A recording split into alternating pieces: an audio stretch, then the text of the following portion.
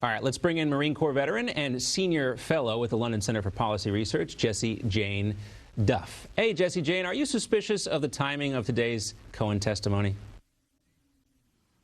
It's pretty clear. I mean, the meeting with the North Korean leader is incredibly important. This is one of the major national security issues that's of our modern times.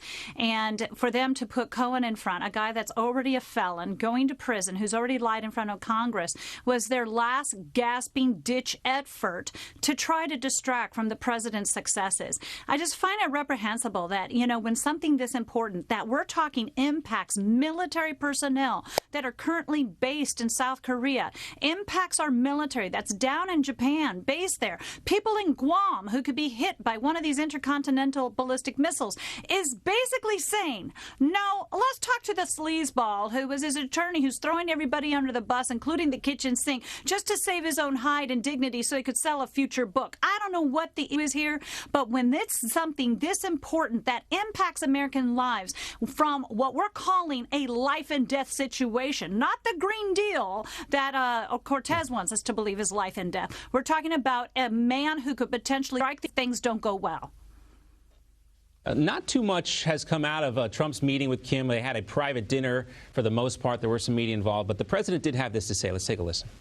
I think that your country has tremendous economic potential, unbelievable, unlimited. And I think that you will have a tremendous future with your country, a great leader.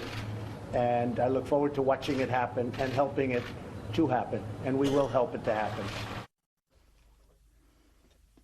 You know, they say you can get more with a drop of honey than a pound of vinegar, or whatever the expression is. But President Trump obviously making nice, different than his initial rhetoric with Kim Jong Un. Do you believe this is going to work with North Korea, that this could actually, you know, make him change his ways and denuclearize?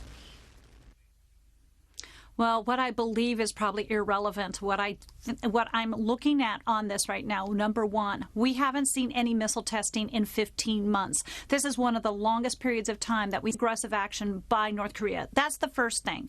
That's the number two thing that's really going in the president's favor is these two men do get along now. Like you said initially, there was some back and forth barbing, but Kim Jong Un recognized he was finally being spoken to by a world leader instead of the old status quo that all of our previous presidents did, and I wasn't necessarily against it either, that we didn't want to acknowledge him as. The reality is when a man has nuclear weapons that can point right at your country, suddenly you better pay attention, and that's what President Trump is doing. Now, how much is he going to be able to accomplish? I don't know. I do expect that he will not rattle this man's cage. He's going to come in with very pleasant conversation. He's going to try to be as convincing as possible. We don't need him to regress back and become a hermit again and become the hostile leader that he was and a threat to all. But what we do want is to get rid of these intercontinental ballistic missiles that can hit the United States. We do want to ensure that we can start getting him to denuclearize. But I think the number one thing we may be possibly able to get him to do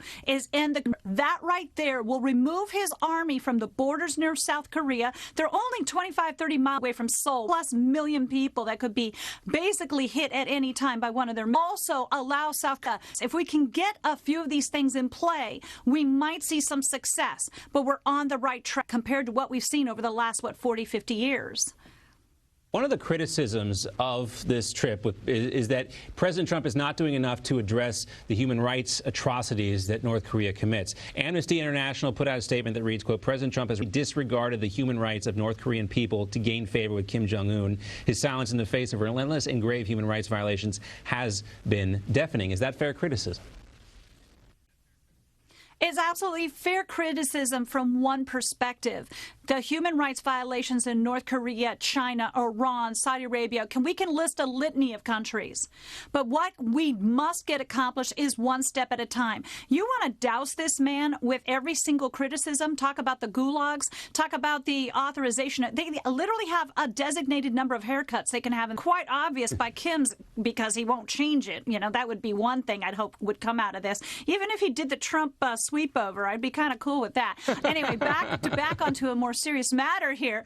What I'm getting at is I appreciate what they're saying, but you know what? Can we not be so idealistic right now? Yes, we know there's human rights violations, but can we with the immediate threat to our own national security and then work our way back? The thing that's going to be hard here is that Kim Jong Un sees those nuclear weapons as an insurance policy for himself. Right. No leader in the world gets taken out as long as they have the protection of nukes. And once those are removed, I think he knows he'll be vulnerable. Once his people are exposed to democracy, is he going to be able to reshape it as, look what I've brought to you? Or are they going to say, you've been holding out on us for the last 50 years? Which one will it be? Tough. And he could very well put his own life at threat. You look specifically to your point about Muammar Gaddafi in Libya. He gave up his nuclear weapons, and it didn't turn out very well for him. That's the real challenge that we have to consider in all this, and that's what President Trump is up against, trying to get Kim Jong to give up his nukes. All right, Jessie Jane, great to see you.